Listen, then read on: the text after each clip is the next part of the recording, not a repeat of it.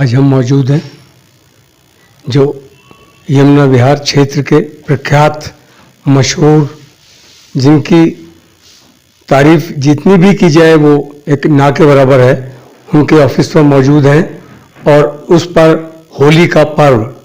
जी हाँ, इनसे बातचीत करेंगे और कुछ जो समस्याएं हैं क्षेत्रवासियों ने हमें बताई हैं कि जल की समस्या है और भी चीज़ों की समस्या है, उसका एक सरकार तो कुछ कर नहीं पा रही है, आप भी कुछ सहयोग करेंगे नहीं। आइए बातचीत करते हैं श्री प्रमोद गुप्ता जी से। देखिए, दिल्ली सरकार पूरी तरह से भ्रष्ट सरकार सिद्ध हुई है। जो सरकार भ्रष्टाचार के खिलाफ जंग लड़ने के लिए ये कहकर जनता का विश्वास जीत के आई थी, आज वो पूरी तरह से नाकारा है। उनके 6 मंत्री जेल के अंदर है, खुद मुख्यमंत्री के ऊपर आरोप है। तो पूरी तरह से नकारा सरकार, नकारा मुख्यमंत्री और भ्रष्टाचार और बेईमानी के दलदल में लिप्त हैं। दिल्ली का बहुत ही नुकसान किया है इन्होंने और दिल्ली को पीछे धकेला है। और जल्द ही आप देखेंगे इन सबका सरगना केजरीवाल जो है वो भी जल्दी सलाखों के पीछे होगा। इस वर्ष जैसे कि बहुत ही अच्छे वोटों से आपको जिताया था, तो जनता के लिए कुछ नई योजनाएं हैं जो आप देना चाहते हैं? देखिए, सभी मेरे वोटरों को, सपोर्टरों को सबसे पहले तो मैं हृदय की गहराइयों से धन्यवाद करूंगा। आपके माध्यम से लोगों ने मुझे बहुत सपोर्ट किया, भारी बहुमत के साथ जिताया और मैं आपको ये वादा करता हूं कि आपका कोई भी काम रुकने नहीं दूंगा जो मेरी जिम्मेदारी क्षेत्र में आएगा। जो तरक्की की बयार इस क्षेत्र में बह रही है उसे बाधित नहीं होने दूंगा। आपके साथ दिन रात खड़ा रहूँगा। सवाल क्षेत्र की उन्नति का है, काफ़ी काम मेरे क्षेत्र में हो रहे हैं और नई नई कई योजनाएं भी लेके आ रहे हैं। अभी निगम थोड़ा सा बाधित है क्योंकि मेयर जो आई हैं, मेरी मेयर साहिबा जो दिल्ली में बनी हैं, आम आदमी पार्टी की बड़ा दूषित मानसिकता के साथ काम कर रही हैं। अभी तक उन्होंने चुनाव पूरे संपन्न नहीं होने दी, स्टैंडिंग कमेटी नहीं बनने दी, जोन के चेयरमैन नहीं बनने दिए। सारी व्यवस्थाएं पूरी तरह से लागू हों उसके बाद बहुत तेज़ी से यहाँ पे काम होने वाला है।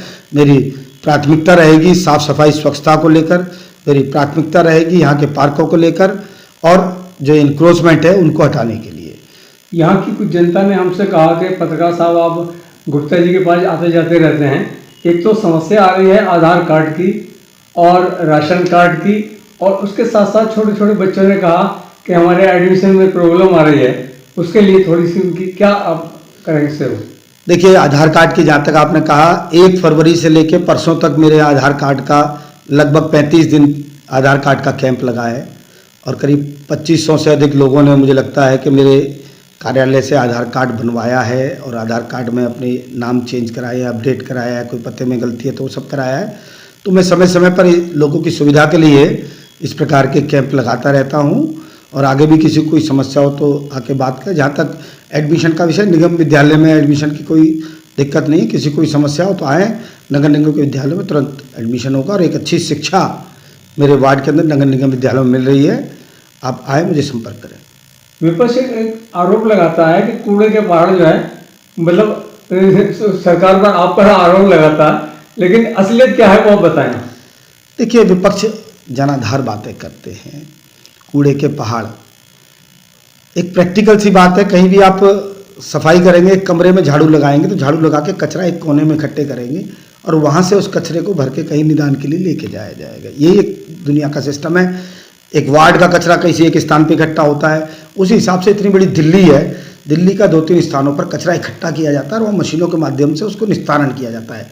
दुर्भाग्य तो इस बात का है कि पिछले 5 वर्ष में हम लोग नगर निगम में रहे, इन्होंने कितना फंड दिया उस कूड़े को निपटाने के लिए, उस पहाड़ को कम करने के लिए कौन सी मशीनरी के लिए इन्होंने बजट दिया, ऐसा रोक कर बैठ के काम करने नहीं दिए और आज ये दुहाई देते हैं। और मैं धन्यवाद करता हूँ अपने गृह मंत्री अमित शाह जी का। इन्होंने पीछे ही चुनाव से पूर्व दिल्ली के अंदर कुछ ऑटोमेटिक प्लांट का उद्घाटन किया था, ओखला के अंदर और दूसरे गाजीपुर में, जिससे बहुत तेज़ी से कचरे के पहाड़ निबट जाएंगे। वो ऑलरेडी काम चालू है, इनके शोर मचाने से कुछ होने वाला नहीं है। हम दिल्ली की स्वच्छता को लेकर कटिबद्ध हैं और रहेंगे। एक तरफ केजरीवाल जी कहते हैं मैं पढ़ा लिखा, समझदार, सफल जो सीएम, और उसी तरह वहां पे उनके मंत्री जो हैं अंदर जा रहे हैं। देखिए, पूरे देश में एकमात्र ये पार्टी या ये लोग ऐसे हैं जो अपनी ईमानदारी का सर्टिफिकेट खुद बांटते हैं। कोई ऐसी नई बात नहीं कर रहे। आप इतिहास उठा के देख लीजिए, लालू प्रसाद भ्रष्टाचार में जेल गए तो वो भी कहते थे मुझे फंसाया जा रहा है, मैं निर्दोष हूँ, मैं तो सरकार का शिकार हूँ। मुलायम सिंह पे उत्तर प्रदेश के अंदर भ्रष्टाचार के आरोप लगे, वो भी इसी प्रकार की बातें करते थे। साउथ के अंदर डीएमके के ऊपर लगे, वो भी इस प्रकार की। तो जितने भी देश में भ्रष्टाचारी, चोर, बेईमान जब भी पकड़े जाते हैं यही कहते हैं कि मैं ईमानदार हूँ। आज तक मैंने किसी चोर बेईमान को ये कहते नहीं सुना, मगर निर्लज्जता तो इनकी ये है कि इनकी पार्टी का कोई एक व्यक्ति बेईमानी करता है, बेईमानी करते पकड़ा जाता है, जेल जाता है, तो उसे पार्टी से हटाना, पार्टी से निष्कासित करना तो बहुत दूर की बात है, पार्टी से कार्रवाई करना दूर की बात है। पूरी पार्टी उस बेईमान के साथ जम के खड़ी होती है। इसका मतलब ये है कि दोष कि सिर्फ मनीष सिसोदिया का नहीं है, हमाम में सारे नंगे हैं साहब, ये सब मिलजुल कर कर रहे हैं। और इन सब का मुखिया अरविंद केजरीवाल, जैसे वो फिल्म आई थी ना अली बाबा 40 चोर, तो इसी प्रकार से दिल्ली को ठगने का काम कर रहे हैं। इनसे सावधान रहने की आवश्यकता है। और अब दिल्ली की जनता जान चुकी है, अगले चुनाव में उखाड़ फेंकेंगे दिल्ली से। और एक ऐसा सवाल मैं आपसे करने जा रहा हूं जो काफी वायरल हो रहा है कि 2024 का चुनाव एक ऐसा चुनाव होगा, हो सकता है इसके बाद कभी कोई चुनाव ही ना हो, उसमें क्या कहना चाहेंगे? देखिए, चुनाव हो ना हो ये तो मैं नहीं इस बात के लिए बता सकता। चुनाव तो होंगे, मगर 2024 का जो लोकसभा का चुनाव से मुझे लगता है आपका जो संदर्भ है जी, लोकसभा का चुनाव देश के अंदर, मुझे लगता है देश की जनता एक तरफा मन बना चुकी है जी। जो भारत के प्रधानमंत्री माननीय मोदी जी ने न सिर्फ भारत को पूरे विश्व के पटल पर गौरवान्वित किया है, भारत का एक एक व्यक्ति अपने आप को छाती चौड़ी करके घूमता है, आज गर्व के साथ घूमता है। जिस J&K के अंदर चैन से रह नहीं सकते थे, आज वहाँ पर सुरक्षा का भाव है धारा 370 लगाने पर। जिस राम मंदिर के लिए कितनी पीढ़ियाँ बलिदान हो गई, शांतिपूर्वक तरीके से राम मंदिर बन रहा है। बड़े बड़े कार्य किए हैं और G20 के अध्यक्ष बने हैं। विश्व के पटल पर आज चाहे वो यूक्रेन और रशिया के बीच का मसला हो, बड़े बड़े मसलों के अंदर मोदी जी की शिरकत होती है और दुनिया उन्हें एक विश्व नेता के रूप में मान रही है। और भारत अब तरक्की की ओर है, उन्नति की ओर है। मुझे लगता है ये चुनाव भी हम जीतेंगे, इससे आने वाला चुनाव भी आगे हम लोकसभा का जीतेंगे। और भारत अब विश्व गुरु की ओर बढ़ चुका है। जो 70 वर्षों में इस देश को इन्होंने लूटा है, अब 70 वर्सेस या 8-9 साल हो रहे हैं, आप देखते जाइए, अब देश रुकने वाला नहीं है।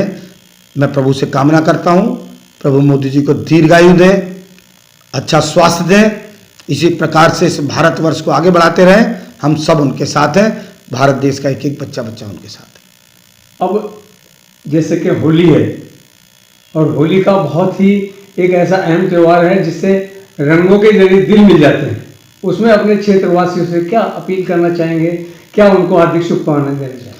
मैं आप सभी को होली के इस पावन त्यौहार की बहुत बहुत बधाई देना चाहता हूँ। ये रंगों का त्यौहार आपके जीवन में खुशियाँ लाए, आपके जीवन को कलरफुल करे। बहुत बहुत शुभकामनाएं। जय हिंद, वंदे मातरम।